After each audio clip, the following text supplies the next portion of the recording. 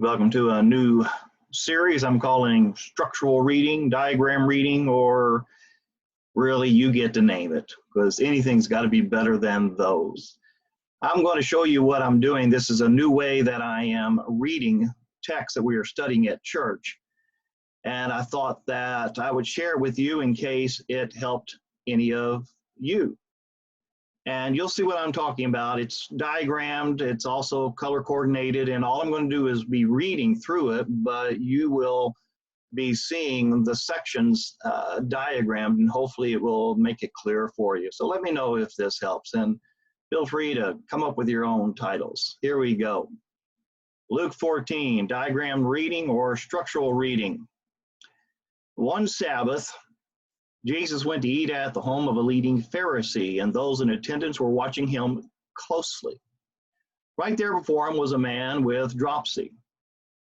So Jesus asked the experts in the law and the Pharisees, is it lawful to heal on the Sabbath or not? But they remained silent. Then Jesus took hold of the man, healed him, and sent him away. And he asked them, which of you whose son or ox falls into a pit on the Sabbath day will not immediately pull him out?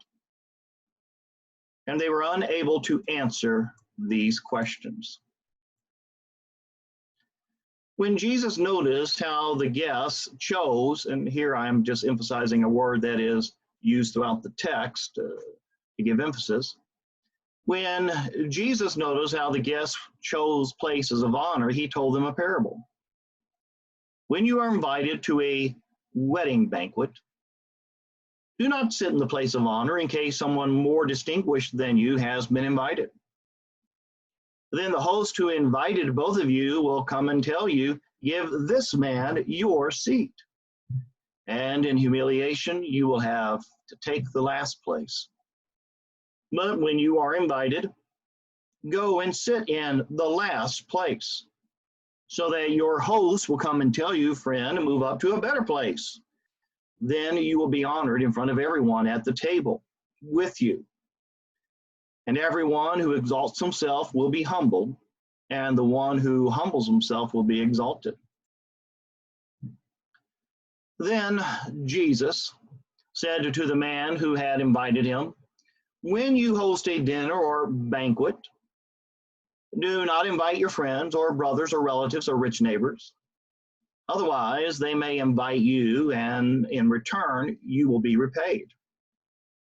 But when you host a banquet, invite the poor, the crippled, the lame, and the blind, and you will be blessed, since they cannot repay you.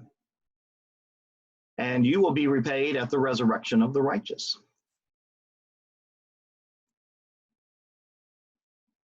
When one of those reclining with him heard this, he said, blessed is everyone who will eat at the feast in the kingdom of God. But Jesus replied, a certain man prepared a great banquet and invited many guests. When it came time for the banquet, he sent his servants to tell those who had been invited to come, for everything is now ready. But one after another, they all began to make excuses. The first one said, I have bought a field and I need to go see it. Please excuse me. Another said, I have bought 5 yoke of oxen and I am going to try them out. Please excuse me. Still another said, I've married a wife, so I cannot come. The servant returned and reported all this to his master. Then the owner of the house became angry and said to his servant, go out quickly into the streets and alleys and bring in the poor, the crippled, the blind, and the lame. Sir, the servant replied, what you ordered has been done, and there is still room. So the master told his servant, go out to the highways and hedges and compel them to come in, so that my house will be full. For I tell you, not one of those men who were invited will taste my banquet. Large crowds were now traveling with Jesus, and he turned and said to them, if anyone comes to me and does not hate his father and mother and wife and children and brothers and sisters, yes, even his own life, he cannot be my disciple. And whoever does not carry his cross and follow me cannot be my disciple. Which of you, wishing to build a tower does not first sit down and count the cost to see if he has the resources to complete it. Otherwise, if he lays a foundation and is unable to finish the work, everyone who sees it will ridicule him, saying, "This man could not finish what he started to build." Or what king on his way to war with another king will not first sit down and consider whether he can engage with 10,000 men, the one coming against him with 20,000?